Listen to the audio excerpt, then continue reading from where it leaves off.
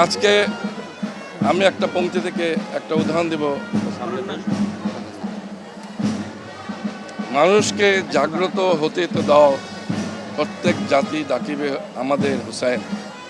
কেননা আজকে পৃথিবীতে, সারা পৃথিবীতে মুসলমানের অস্তিত্বকে টিকিয়ে রাখার জন্য আমাদেরকে ফিরে যেতে হবে কারবালায়। কারবালা নিছক একটি সাধারণ ঘটনা নয়, কারবালা একটি শিক্ষামূলক ঘটনা। আজকে যদি ইমাম হুসাইন আলাইহিস সালাম শাহাদত বরণ না করতেন, আমরা এখানে দাঁড়িয়ে ইসলামের জন্য যে কথা বলতাম তা করতে পারতাম না। আজকে নামাজ রোজা সব কিছু নিজের হিসাবে চলতো। ইমাম হুসাইন আলাইহিস সালাম সত্যের জন্য, নবী করিম সাল্লাল্লাহু আলাইহি ওয়াসাল্লাম সত্যের পথে, সত্যের ডাক দিয়ে এই পৃথিবীতে এসেছিলেন সত্য প্রচার করার জন্য।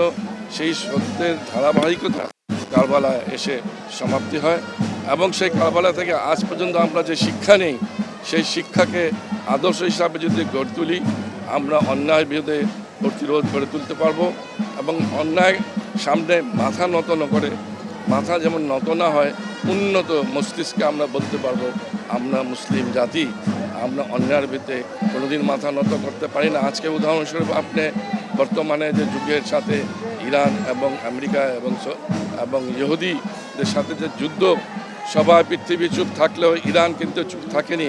কারণ ইরান কারবালা অনুসারী, কারবালার যারা অনুসারী হবে তারা সত্যের জন্য মাথা নত করবে। নেতৃত্বর পর নেতৃত্ব শেষ হয়ে যাবে, কিন্তু তারা মাথা নত করবে না।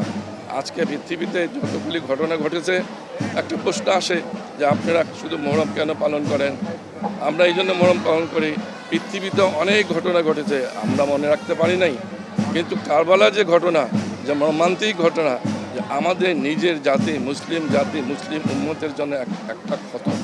এই ক্ষতকে আমরা যেমন ক্যান্সারের মতো একটা ক্ষত, এই ক্ষতকে আমরা দেখি এবং শিক্ষা নিতে পারি যে ইসলাম জাগ্রত করার জন্য ইমাম হুসাইন আলাইহিস সালাম শিশুপুত্র, 6 মাসে শিশুপুত্র আলী আসগরের রক্ত দিয়েছেন, যুবক 18 বছর আলী আকবরের রক্ত দিয়েছেন।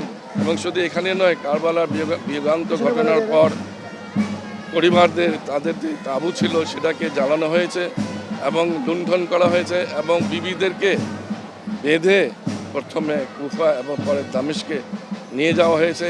এবং এই যে অত্যাচার, এই অত্যাচারের একমাত্র প্রতীকী ছিলেন ইমাম জাইনুল আবেদিন আলাইহিস সালাম। তাকে যে সহ্য করতে হয়েছে, আজকে আমরা যে মিছিল বের করি সেই মিছিলই তার উদাহরণ। এই মিছিলটাই আমরা এই জন্য বের করি যে মানুষ জাগ্রত হোক, কারবালার দিকে দৃষ্টি ফেরাক, যেন কারবালা কী ঘটেছিল, কারবালা থেকে শিক্ষা নেক, কারবালা যেমন বারবার না আসে। আমাদেরকে সেই শিক্ষা দিয়েছে।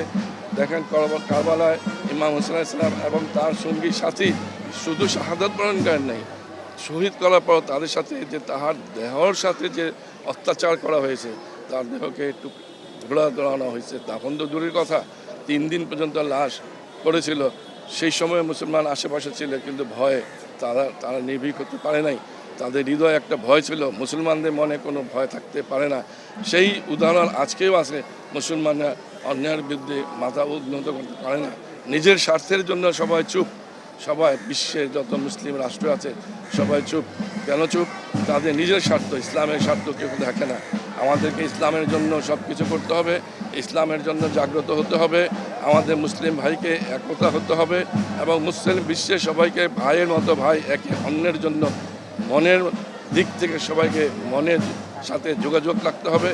কেউ কারোদের মধ্যে ভেদাভেদ করতে পারবে না। আজকে আমরা এই উদাহরণ দিতে পারি, এই হোসাইনি দালান ইমামবাড়ায় দাঁড়িয়ে আমি সগর্বে বলি যে আমরা হোসাইনি দালান ইমামবাড়ায় সর্বজাতি, এখানে কোনো জাতির ভেদাভেদ নাই, এখানে ধর্মের ভেদাভেদ নাই, এখানে সবাই মানুষ হিসাবে ইমাম হুসাইনের শোক পালন করছি। আজকে আমরা শোক পালন করব, প্রতি বছর নেয়, আগামীতেও করব। বিশ্ব যতদিন জাগ্রত আসবে, আমরা ইমাম হুসাইনের এই রক্তে বিন্দু বৃথা যেতে দেবো না।